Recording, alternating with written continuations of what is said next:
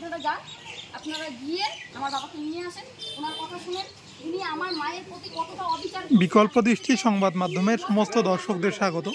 আমরা বর্তমানে রয়েছি শীতলকুচির ডাকালিরহাট বাজারে। এখানে দেখতে পাচ্ছেন এক ডাক্তারের দোকানে ধর্নায় বসেছেন এক বৃদ্ধা মহিলা। কেন এই ধর্না আমরা সবিস্তারে আপনাদের জানাবো। আমরা যেটা জানতে পারছি যে সম্পত্তির দাবিতে প্রথম পক্ষের স্ত্রীর এই ধর্না। আমরা সেই চিত্র সরাসরি আপনাদের সামনে তুলে ধরছি। আপনারা দেখতে পাচ্ছেন মা মেয়ে দুজনেই এই দোকানের সামনে ধর্নায় বসেছেন দীর্ঘক্ষণ ধরে। সকাল 9টায় এসেছেন এমনটাই আমরা জানতে পারছি। আমরা একটু কথা বলে নেওয়ার চেষ্টা করব। দিদি কেন এখানে আপনি? আসলে হয়েছে কি, আজ থেকে 21 বছর আগে, 21 না প্রায় আনুমানিক 19-20 বছর হবে। 19-20 বছর আগে আমার মাকে এক অন্ধকার রাত্রে হঠাৎ করে আমার বাবা একটা মেয়েকে নিয়ে পালিয়ে যায়, অবিবাহিত মেয়েকে নিয়ে পালিয়ে যায়। সে জায়গায় গিয়েছিল 2 বছর, সেখান থেকে আমার মায়ের কোনো রকম খোঁজ খবর নেয়নি। 2 বছর পর উনি বাড়িতে ফিরে আসে।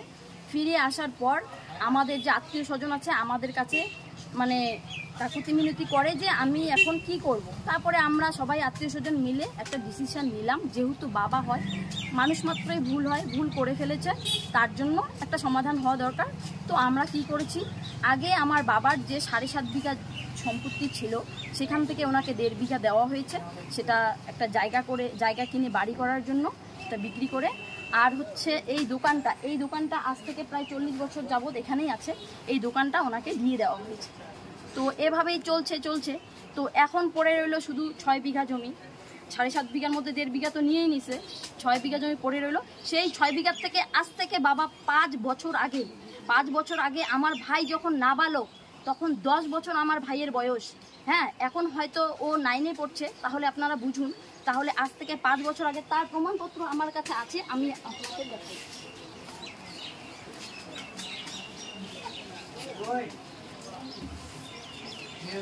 দেখুন আপনারা, এখানে একটু জুম করে একটু দেখান, আপনারা বুঝতে পারবেন যে কত সালে।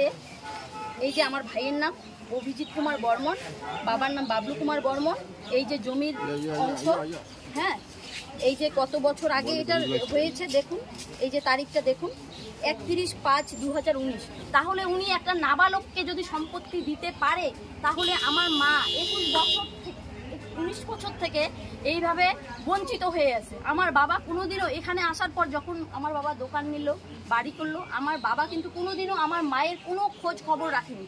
তারপরেও 2 বছর তো জায়গায় ছিল, সেটা তো হলোই, তারপরেও 19 বছর থেকে আমার মায়ের কোনো রকমই একটা যে কোনো একটা মারফত জানতে পারলাম যে আমার ভাইকে অর্ধেক সম্পত্তি দিয়ে দেওয়া হয়েছে। তখন আমি কি করলাম, এটা একটু তদন্ত করে এটাকে বের করলাম, অনলাইন থেকে বের করে তো দেখি এইরকম পরিস্থিতি। তো তারপরে আমরা একটা ডিসিশন নিলাম যে ঠিক আছে, যা হওয়ার তো হয়ে গেছে, এখন তো আমার মায়ের চিন্তা করতে লাগবে, মায়ের তো সুরক্ষা একটা ব্যবস্থা করতে লাগবে, যেহেতু আমার মাকে আমার বাবা দেখে না। তো তারপর আমরা বাবার কাছে আমরা নিকট একটা আত্মীয় ছিল, একটা দাদু সম্পর্কে, ওনাকে পাঠিয়ে দেওয়া হয়েছে। উনি ওখানে সাফ বলে দিয়েছে, আমার কাছে অডিও রেকর্ডিং পর্যন্ত আছে যে আমার মেয়ে যেন এখানে কোনো রকম নাক না গলায়। তাহলে আপনারাই বলেন, আমার বাবা যদি আমার মায়ের কোনো খোঁজ খবর না রাখে, তাহলে আমি মেয়ে হয়ে আমার মায়ের ব্যাপারে কি আমি নাক গলাতে পারি না? আপনারাই বলেন, আপনারাই বিচার করে দেন। আপনার মা কি প্রথম স্ত্রী ছিল? আমার মাই ছিল প্রথম স্ত্রী। আমার বাবা আমার দাদুর কাছ থেকে এই শিক্ষা পাইছে, আজকে ডাক্তারিটা দাদুর কাছ থেকে পাইছে। আমার মায়ের বিয়ের যৌতুকে আমার দাদু 36 শতক জমি দিছে, সেই কাগজটা আমার কাছে আছে, কিন্তু এখানে আমি আনি নেই, আমি দেখাতে পারতাম হয়তো সামনে থাকলে। হ্যাঁ, 36 শতক জমি দিছে, ঠিক আছে। এখন চাচ্ছি যে যা হওয়ার হয়ে গেছে, বাকিটা আমার মায়ের ভবিষ্যতের জন্য। ওনার উপর তো আমাদের প্রতি আর আমাদের তো কোনো বিশ্বাস নাই, কারণ উনি ওই বাকি 3 বিঘাও হয়তো একদিন দিয়ে দিবে। আর মানুষ মাত্র তো কোনো বিশ্বাস নাই। আজকে যদি বাবা মরে যায়, কালকে তো ভাই আমার মাকে ধাক্কা দিয়ে বের করে দিবে, তাহলে আমার মায়ের কি হবে? এতটুকুই আপনাদের কাছে আমার আর্জি যে আপনারা এটার একটা জনপ্রতিনিধি বা আইনি আশ্রয় নিয়েছিলেন। হ্যাঁ, আমরা জনপ্রতিনিধিকে জানাইছি, ওনারা ব্যাপারটা 2 মাস ধরে এটাকে সলভ করতে চাইছে, কিন্তু ওনারাও লাস্ট ফিনিশিংয়ে ওনারাও আমার কাছে বলছে যে না, আমরা পাবো না। আর করতে পারলাম না, এখন তোমার যা করার আছে করে না। আমার প্রমাণ সব আছে। ওনারা যদি বলে যে না আমরা এই কথা বলি নাই, আমার কাছে সম্পূর্ণ অডিও রেকর্ডিং আছে, আমি সব কিছু দেখাইতে পারবো। আমরা মোটামুটি 9টায় ঢুকেছি এখানে, 9টার থেকে এখন কটা বাজে? কতক্ষণ থাকবেন? আমরা আছি যতক্ষণ না আমাদের দাবি আমাদের মানা হবে ততক্ষণ আমরা আছি, কারণ আমার মায়ের একটা ব্যবস্থা আমাদের করে দে, ঠিক আছে? এটাই আমি চাই। আপনার মায়ের সাথে আপনাদেরকে অন্ধকারে রেখে সৎ ভাইকে জমি দিয়ে দিছে, আমাদেরকে এই বিষয়ে কিচ্ছু জানানো হয়নি। আমার বাবা মুখ লুকিয়ে আছে। আপনারা সাংবাদিক আসছেন, আমার বাবাকে ধরে নিয়ে আসেন, ধরে নিয়ে এসে বলেন আপনারা জবাব চান আমার কাছে। আমি যেমন করে বলছি, উনি সামনে দাঁড়িয়ে, ওনার যদি দম থাকে, ওনার যদি সৎ সাহস থাকে, সৎ মানসিকতা থাকে, তাহলে ওনাকে আইনে এখানে দাঁড় করিয়ে জিজ্ঞাসা করেন যে উনি এই কাজটা করেছে কি না। আমি তো প্রমাণ সহ দেখাচ্ছি আপনাদের, এই কাজটা তো করেছে। তাহলে একটা নাবালককে যদি উনি সম্পত্তি দিতে পারে, আমার দাদুর কাছে উনি শিক্ষা নিছে, আমার দাদু জমি দিছে, তার মেয়েকে কি লাঞ্ছিত বঞ্চিত করার জন্য? আমি এটার একটা ন্যায্য বিচার চাই। এখানে এখন আমার উপর অনেক রকম প্রেশার আসছে। আমার বাবা অনেকক্ষণ থেকে নানান রকম ভাবে ফোন এদিকে ওদিকে যোগাযোগ করছে, আমার উপর প্রেশার আসছে যে ধর্নাটা তুলে নেওয়ার জন্য। কিন্তু আমি ধর্না তুলবো না। তাতে যদি আমাদের জীবন দিতে হয়, জীবন দিব, ঠিক আছে? আমি মায়ের জন্য লড়ছি, আমার জন্য না। আমি চাই আমার মাকে আমার বাবার আওতায় উনি রাখুক, আমার মাকে আমার বাবার অধীনে রাখুক, দেখুক, সুস্থভাবে থাক, স্বাভাবিকভাবে থাক। আমি এইটুকুই চাই। আপনার বাবার সাথে কেন বিচ্ছেদ হলো আপনার মায়ের? বিচ্ছেদ ওই যে পালিয়ে গেছে, একটা মেয়েকে নিয়ে পালিয়ে গেছে। বিচ্ছেদ কি ডিভোর্স তো হয়নি, মানে পালিয়ে গেছে। পালিয়ে যাওয়ার পর উনি আর ওই বাড়িতে ঢুকেন। দ্বিতীয় বিয়ে করার পর আপনার মায়ের সাথে উনি সম্পর্ক রাখেনি? না, কোনো রকম সম্পর্ক না। আমার মায়ের দিকে মুখ তুলে তাকায় পর্যন্ত না, আমার মায়ের দিকে। তাহলে আজকে আমি মেয়ে তো নাকি উনি অস্বীকার করুক আমি ওনার সন্তান না? তাহলে আমরা সকাল থেকে যেখানে না খেয়ে ধর্নায় পড়ে আছি, উনি কিভাবে, ওনার বাড়িতে নাকি গুরুদেব আসছে, উনি কিভাবে বাড়িতে গিয়ে চান খাওয়া দাওয়া করছে? তাহলে আপনারা বুঝুন, তাহলে আমার উপর ওনার মায়া দয়াটা কতটুকু, আমার উপর ওনার স্ত্রীর উপর মায়া দয়াটা কতটুকু, আপনারাই বিচার করুন। আমি কিন্তু এই ধর্না তুলবো না। তাতে যদি আমার প্রশাসনিকভাবে হোক আর যে কোনোভাবেই হোক, যে আমাকে প্রেশার করুক, কোনো লাভ হবে না, কোনো কিছু লাভ হবে না। আমি কিন্তু এই ধর্না তুলবো না। আপনার মা কোথায় থাকে বর্তমানে? আমার মা হচ্ছে রাঙ্গামাটিতে থাকে। আচ্ছা। আর আমার বাবার বাড়ি হচ্ছে নগর ডাকালিগঞ্জ। উনি দেখুন ওনার বাড়িঘর, আমার মায়ের বাড়িঘর দেখুন গিয়ে, আমার মায়ের বাড়ির পরিস্থিতি গিয়ে দেখুন আপনারা কি অবস্থায় আছে আমার মা।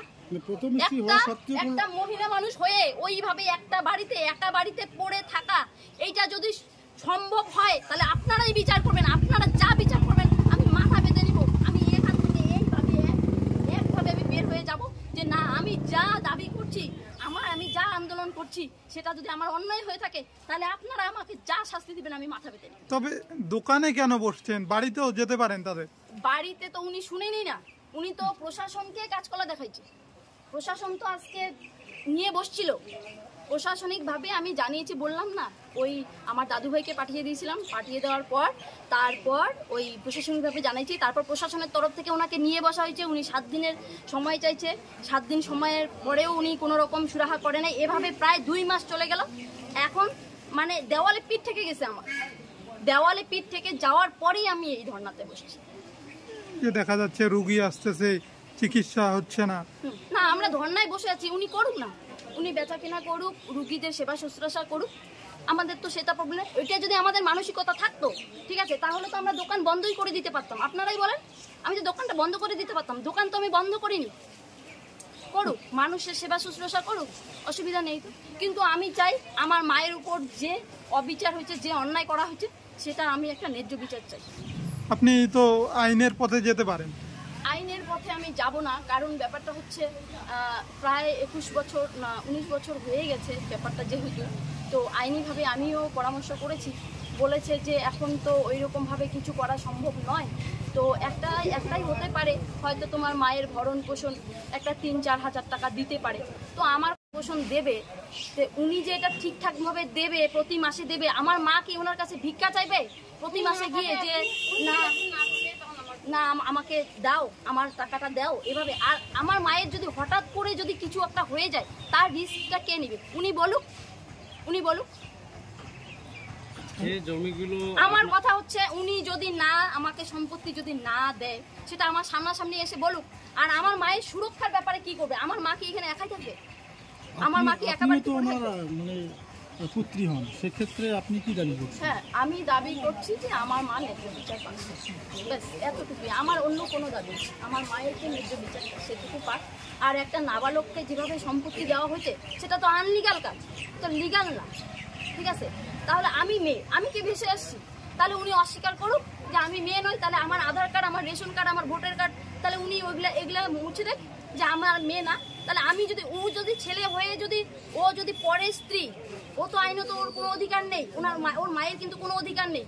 এই ডাকালি বাজারে কিন্তু কেউ জানে না যে ওর মায়ের সঙ্গে আমার বাবার বিয়ে হয়েছে, ঠিক আছে? তারপরেও আমরা মেনে নিছি যে ঠিক আছে, বাবা একটা ভুল করছে, একটা ভাই, যেহেতু আমার ভাই বোন নেই, ঠিক আছে, আমি ভাইয়ের মতো করেই আমি মেনে নিছি। তারপরে ওকে যদি দিতে পারে, তাহলে আমি মেয়ে, আমি তাহলে বঞ্চিত হলাম কেন? আমি বা কেন বঞ্চিত হলাম? আর আমার মাই বা কেন বঞ্চিত হলাম? কি নাম আপনার? আমার নাম হচ্ছে শ্রাবণী বর্মন রায়। আমার বিয়ে হয়েছে ভারত থানা। আর একটা ব্যাপার এখানে আছে, আমার বাবা আমার বিয়েতে কিন্তু যৌতুক এখনো বাকি রয়েছে। আমার বিয়ের যৌতুকটা পর্যন্ত এখনো দেয়নি। তাহলে ওনার মানসিকতা, আমি চাইছি না, আমি যৌতুক চাইছি না, কিন্তু ওনার মানসিকতাটা কতটুকু সেটাই একবার আপনারা ভাবুন। তাহলে উনি আজকে কেন মুখ লুকিয়ে আছে বাড়িতে? উনি আসুক সামনাসামনি, আপনাদের সামনে বলুক। আমরা যদি কোনো অন্যায় দাবি করে থাকি তাহলে ওনার সামনে এসে বলুক। আপনার বাবার নাম কি? বাবলু কুমার বর্মন। পেশায় কি উনি ডাক্তার? হ্যাঁ, একজন ডাক্তার। আপনারা দেখছেন আমার সরাসরি। আমরা কথা বলে নিলাম বাবলু কুমার বর্মনের মেয়ের সাথে। আপনারা শুনলেন যে এই জমির যে বিষয় নিয়েই তাদের এই ধর্ণা। আমরা তার মায়ের সাথে একটু কথা বলে নেওয়ার চেষ্টা করব। কেন এখানে আছেন আপনারা?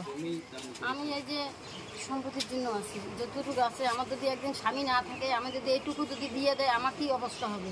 এর জন্য কখন আসলেন এখানে? 9টার দিকে 9টার দিকে। তো তখন কি আপনার স্বামীকে পেয়েছিলেন এখানে? পেয়েছিলাম। স্বামীকে বললেন বিষয়টা? সেটা বললাম কি তোমাকে কিচ্ছু দিব না, যেমন করে আছে তেমন করে করে খা। তারপর কি এখান থেকে পালিয়ে গেছে? এখান থেকে পালিয়ে যায় নাই, এখান থেকে ওদের বাড়িতে ফোন করতেছে, ওখানে চলে গেছে, বসাই আসছে বলে। আচ্ছা, তো এখন কি চাইছেন আপনি? আমি যতক্ষণে আমার দাবি দিবে না ততক্ষণ আমি হেরে কতক্ষণ থাকবে? আছি আমরা 6-7 দিন, যতদিন না আমাদের দাবি পূরণ হচ্ছে ততক্ষণ আমরা থাকবো। আর এবং উপবাস, আমরা কিচ্ছু খাবো না, আমরা কিচ্ছু খাবো না, ততক্ষণ আমরা কিচ্ছু খাবো না। আপনারা সকাল থেকে না খেয়ে আপনার নাম না খেয়ে আছি, সকাল থেকে আমরা না খেয়ে আছি। আমরা যতক্ষণ না আমাদের দাবি পূরণ হবে, হ্যাঁ, এখানে কোনো চোখ রাঙানিকে আমি আর ভয় করি না। চোখ রাঙানিকে আমি ভয় পাবো না, কারণ আমার এটা মায়ের ব্যাপার। আমার মায়ের যদি আজকে কিছু হয়ে যায় তাহলে এটা দায়ী কে হবে? কে নিবে এর দায়টা? দেখছেন আমরা বর্তমানে রয়েছি শীতলকুচির ডাকালিহাট বাজারে। এখানেই এই গ্রামীণ ডাক্তার বাবলু কুমার বর্মন তার দোকানের সামনেই তার প্রথম পক্ষের স্ত্রী ধর্নায় বসেছেন। তাদের দাবি সম্পত্তির। আমরা সেই চিত্রই সরাসরি আপনাদের সামনে তুলে ধরলাম। আপনারা দেখছেন মা মেয়ে দুজনেই এখানে আছেন সকাল থেকেই না খেয়ে, এমনটাই জানালেন। প্রচুর মানুষের ভিড় জমে গেছে এখানে। আপনারা দেখছেন এই ডাকালিহাট বাজারে এই দোকানের সামনেই প্রচুর মানুষের ভিড় দেখা যাচ্ছে।